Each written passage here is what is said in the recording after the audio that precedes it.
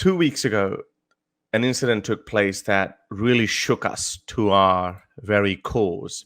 Where was this Sri Lankan man who was a manager of a quality control? I think he was working for Nike, or maybe he was an independent contractor working for Nike or Adidas, or Adidas, as they like to call it in America. All these international fashion brands who had their factories in Pakistan, and he was a quality inspector there. So nobody liked him. The quality people, the original brands, were bugging him that they need to, improve the quality, and then the factory workers didn't like him, regardless what. So he was just stuck in the middle, and nobody liked him either way. So anyway, so they concocted this whole thing. Whatever, I don't know whether he did that or not. Irrelevant. That's absolutely irrelevant. The point is, he was brutally murdered by a mob in hundreds, because nearly 200 people have been arrested since then. Some have been presented in the court already, in actually multiple courts already. So rest of the world was watching, and this is what I want to focus on just quickly, just to give you guys an update how things have been going. And we know last week Imran Khan also spoke about this, and he said, well, now we are not going to let anyone use religion. We're not going to mix. And as I don't know, most of you probably won't know outside of Pakistan, but a lot of Pakistan people of Pakistani Indian origin would know that Pakistan has systematically brought down to religious fundamentalism. People who grew up prior to the 80s would tell you that no, it was a lot chilled. Even a lot of Westerners would know. In the 70s and 60s, a lot of hippies used to go there and get high in the short skirts or short shorts or whatever. Our grandparents tell us that. But then came the 80s and then the Afghan jihad, and then last 40 years have been sad. And now we're just bearing the bruits of it right at the very end. But has Imran Khan or Pakistani establishment, this is obviously, it goes way beyond Imran Khan. Imran Khan didn't have any hand to play in this initially, but he has definitely taken advantage of it. But now look what he's saying. ये फैसला किया कि अब से जिन्होंने भी दीन को इस्तेमाल किया और खास तौर पे रहमतुल आलमीन सल्लल्लाहु अलैहि वसल्लम उनके नाम पे जुल्म किया, मैं आज आपको यहां अनाउंस कर रहा हूं कि हमने उनको नहीं छोड़ना। ये कौन सा इंसाफ है कि आपने इल्जाम लगाया और आपने ये इल्जाम लगाया, आपने जज बन गए और आपने उसे कत्ल कर दिया। सारा पाकिस्तान ने जो तमाशा देखा है, सारा पाकिस्तान आज ये फैसला कर बैठा है कि हमने अब इस तरह के वाकया इस मुल्क में नहीं होने देने। So this is what happened, and now I don't know whether it's just an eyewash just to calm people down, because obviously there was a very strong reaction in Sri Lanka. Sri Lankan president made a few statements. There were some very gut-wrenching funeral processions held in Sri Lanka over the late Priyantha Kumara's death and all that. But Nuria, now this is the US's ambassador to Pakistan. Have a look what he's saying. Now this is important. This is what we are trying to do. We're trying to let the world know what has been happening in Pakistan. By the way, this wasn't the first incident. This just because modern DNA, social media, videos going viral, all of those things played part in this. And as I've personally said so many times, that when Mashal Khan nearly 4 years ago, 2017, Mashal Khan was brutally lynched in a similar manner 4 years ago. And that sprung me into action. But, Amin Namabi had a lot to say on that and made a very good point that where was this outrage when a Pakistani was killed? Priyantha Kumar deserved this outrage, but why Pakistanis were not outraged when other people like Shagufta were killed? There was a Christian couple, I think in 2014 or something like that. There was a Christian couple. They were beaten up. Their legs were broken. She was 7 months pregnant, and then they were burnt alive in a bhatta. What's that bhatta thing called where you actually cook bricks? So there's like so like it was a brick oveny foundry, type brick, brick foundry kiln type thing. Yeah, kiln. What? Kiln, yes, A okay, kiln, yeah. Yeah. So they were thrown in there alive, and then when the police got there, they only found some pieces of bones in there. Like they were incinerated alive. Never made it to the international news. So anyway, so that's what we're trying to do. We're trying to talk about this, and have a look what U.S. Ambassador had to say. Pakistan also plays an important role in encouraging an inclusive Afghan government that respects and promotes the human rights of all individuals, including women and girls, members of minority groups, and ensuring that Afghanistan never again becomes a safe haven for international terrorism. If confirmed, I will press Pakistan to target all terrorist groups without distinction. Yeah. As ambassador, I will never shy away from defending human rights in Pakistan, particularly freedom of religion and expression. Yes. Religious minorities in Pakistan have long faced discrimination, including accusations of blasphemy.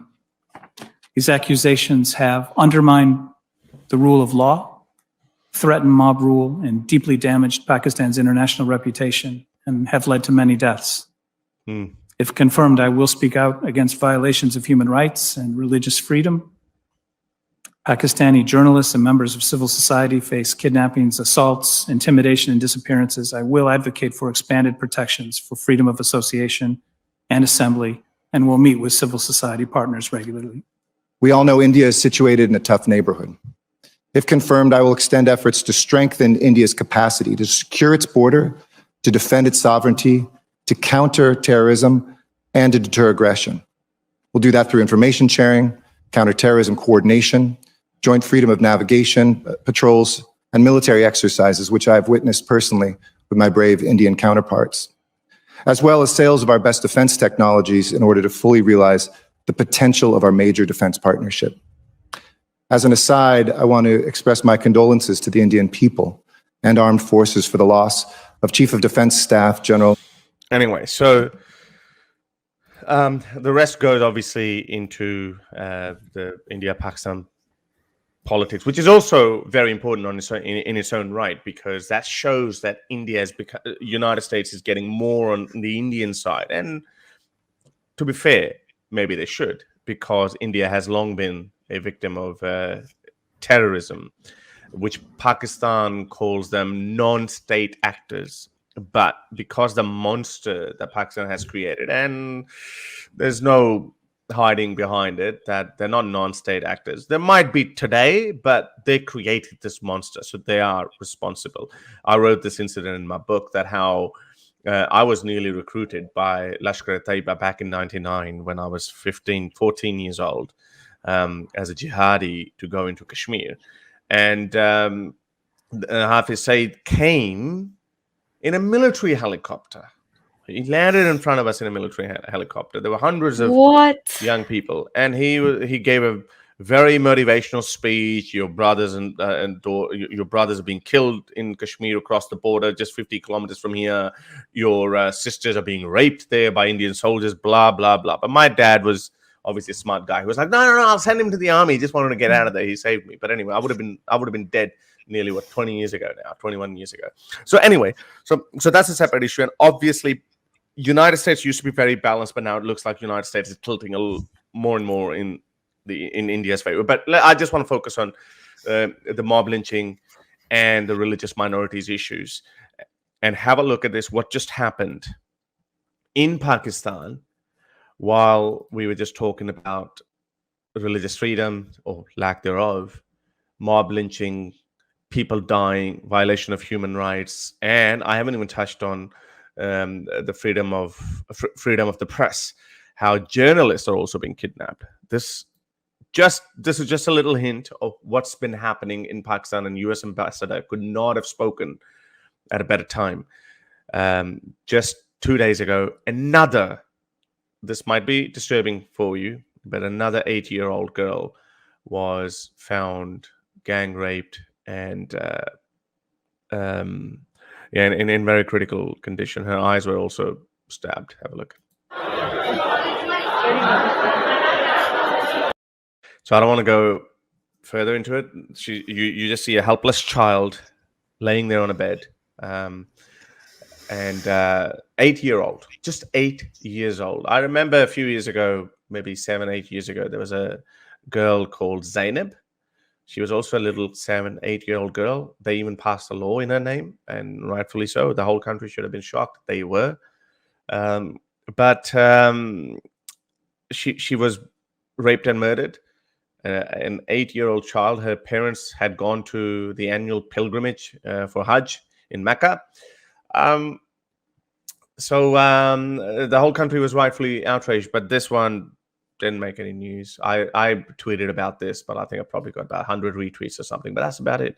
So US ambassador could not have spoken at a better time. Nurit, you want to say something? Yeah, I mean, it's so abhorrent what you just showed. And yeah, like you mentioned, it rings bells of Zainab's case, and the fact that, like, you know, thank God that became like law and it was enshrined and like the country took notice. But as you said, it's the best time that on the back of a tragedy like Priyantha Kumara, that's when kind of these cases are more likely to come into the mainstream, because a lot of the times, even like mainstream like Western news channels and stuff, they don't talk about Pakistan. You don't hear about these things. And because Priyantha Kumara was a foreigner, it caused so much outrage, as it rightfully should. These are these crucial like watershed moments in Pakistan's history where you can actually bring up these issues of like minority persecution and religious freedom and the effects of having a blasphemy law and what it actually means on the ground reality for people. And we need more of these politicians to come out and like address this openly. Our own prime minister like goes to these world forums. Oh, sorry about that. That's okay. Keep going. He goes to these world forums and completely like goes off the agenda and rants about Kashmir and things like that, which have absolutely no relevance to, you know, what he's there for, if it's an economic forum or like Pakistan's progress in terms of like trade and just so many other things that you could be busy with. And then when this happens to Pakistanis on a normal, casual Wednesday, Tuesday, it's barely touched upon. It's not even reported in most news stations. I actually have to like look into these incidents separately because they don't care for it. The country's just kind of got this bad reputation, and it's kind of just like, leave them, let the country go to the dogs. These people like need to sort out their own thing. But now when you have the might of these Western politicians who are able to say, guys, look, there's stuff going down in Pakistan and it's really, really bad. It's bad for, because you've been doing this for ages now. You and I can bang on about minorities every single week. And we can spread the message through YouTube and make, you know, raise awareness. But it's in forums like this where there's world leaders and there's global bodies, and they can take sanctions or like, you know, put severe kind of give Pakistan like actually some hardcore rules to follow and say, look, we will sanction you, or we will stop trading with you, or we will do these things. Your GSP plus is at stake. When they take these things seriously and realize that, you know what, in order for us to prosper and become an economically viable like country, we're going to need to take on some of these more like secular principles and enshrine them into the law. And it's when a mess like this is created. What are we talking about? Like a couple being thrown into a kiln, girls being raped, a foreigner coming to work there as an expat and ending up being mob lynched and burnt. But this is ridiculous. This is literally like you're living in primitive times. So yeah, I couldn't agree with you more when I fully second your sentiments that this could not have come at a better time. And I hope that the world takes heed and the world takes notice. But I'm very, very happy that these conversations are now being had on global platforms. Yeah, and I think US obviously being the leader of the free world, some people are pissed off that the United States tried to police the world. Maybe we need a little sheriff in town. This is, you know, when a lot of people actually get upset with the US for not doing enough. It's just, you can never please everyone. But a lot of people say, well, the United States went into Afghanistan or Iraq, but why did they not go into Sudan when Darfur was happening, or all of those kind of things? Yeah, okay. There might be some US. There must be something that US should go in, but obviously Pakistan is a huge country, nuclear power. US can't go in militarily, but surely US can do other things. And we have something to add in Afghanistan as well, and US's role. But let's wrap it up. This one here. If you like these videos and want to support me in my activism, then you can support me on Patreon or PayPal. Stay free, everyone.